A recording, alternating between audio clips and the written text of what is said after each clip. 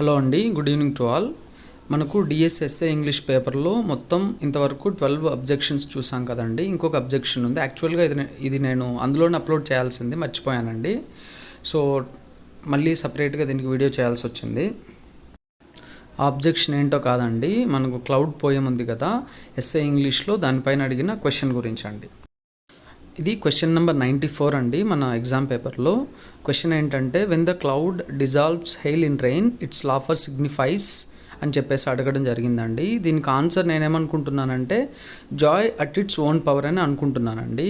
ఇది కొంచెం little bit difficult అండి. నేను as I told you earlier, P V Shelley poems చదవడము చాలా కష్టం అండి. వెంటనే అర్థం కావు, చాలా డిఫికల్ట్గా ఉంటాయి.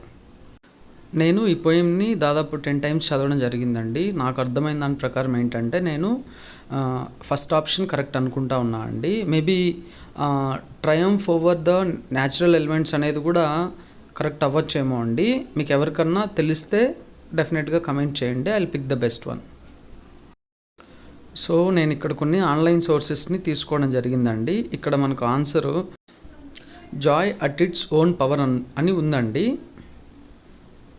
ఇది ఇంకొక ఇమేజ్ అండి. ఇది చాట్‌జిపిటీ నుంచి తీసుకున్నాను. ఇక్కడ కూడా నేను స్పెసిఫిక్గా లైన్ ఎంటర్ చేసినప్పుడు ఏమొచ్చిందంటే joy at its own power అనే వచ్చిందండి.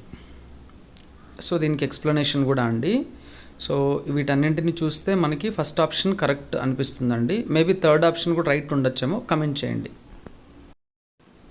అలానే ఈ బుక్ వచ్చేసి, ఈ బుక్ నేమ్ ఏంటంటే అండి షెల్లీ సెలెక్టెడ్ పోయమ్స్ అండి. ఇందులో పేజ్ నెంబర్ 166లో ఫస్ట్ స్టాంజాలో దీని గురించి ఇవ్వడం జరిగిందండి.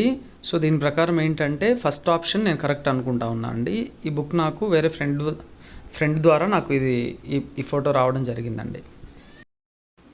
మీరు ఆన్సర్ ఏమనుకుంటున్నారో ఖచ్చితంగా కమెంట్ చేయండి. అలానే మీరు దీనికి సంబంధించి ఎక్కడన్నా చదువు ఉంటే ఆ బుక్ నేమ్ అండ్ అలానే పేజ్ నెంబర్ కూడా కమెంట్ చేయండి.